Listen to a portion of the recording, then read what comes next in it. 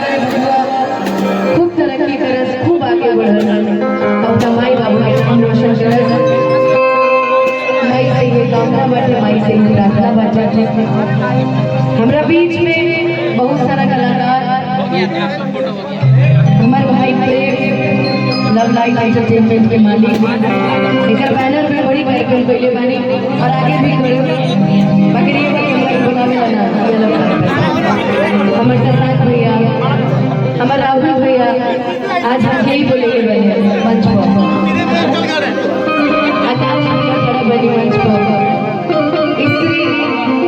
अब बेटिया की बड़ी सम्मान दे भैया, दिल से राहुल स्वागत का वाकई ये बेटी के इतना सम्मान देवे कि दिल गदगद हो जाला। और इस सम्मान खातिर भैया राहुल के दंडवत प्रणाम करते, वो बड़ा सम्मान देला हमके देले बानी कि 6 महीना में राहुल हमार जो हालत कइले बानी वो पूजनी बानी हमरा कर।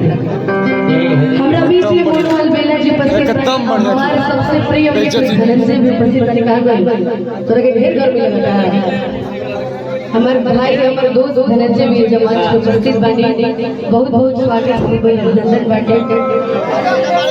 क्यों के नाम छोड़ रखना प्रियांशु भाई, हमारे भाई प्रेम शुभम, इस लंगोटिया याद हो भाई वो क्या बताइए सर एक तरह से हमारा अलग ही बाकी आई एगो सोहर से शुरुआत कर बाकी। अच्छा एगो फीमेल सिंगर भी आई बड़ी सोनम जी, सोनम ने भी मन से बहुत बहुत स्वागत अभिनंदन बाटे। सोहरा भैया भी आई बने ना, लकी राजा जी भी आई बनी, जितना भी लोग आई बनी सभी के स्वागत अभिनंदन बा। आई तो सोहर से शुरुआत कर घोषणा बात करा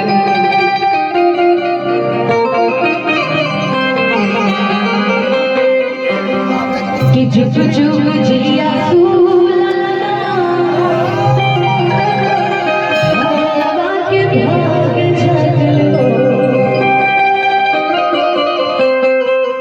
जुग जुग जिया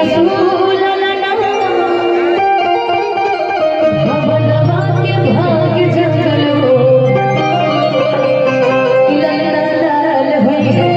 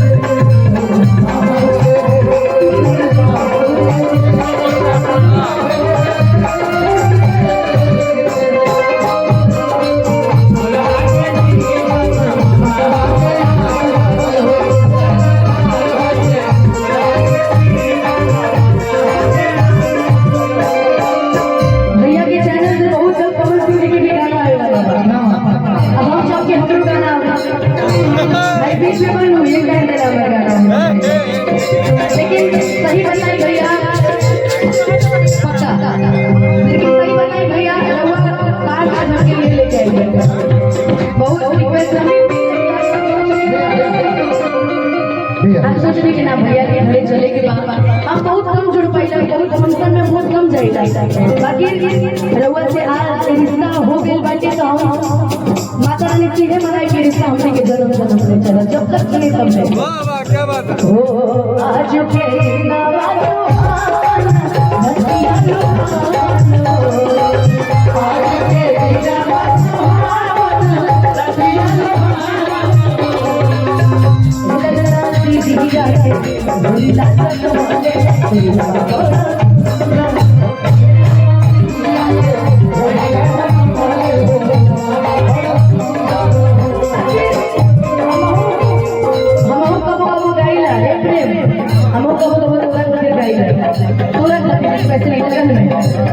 कि तुझको ना देखूं तो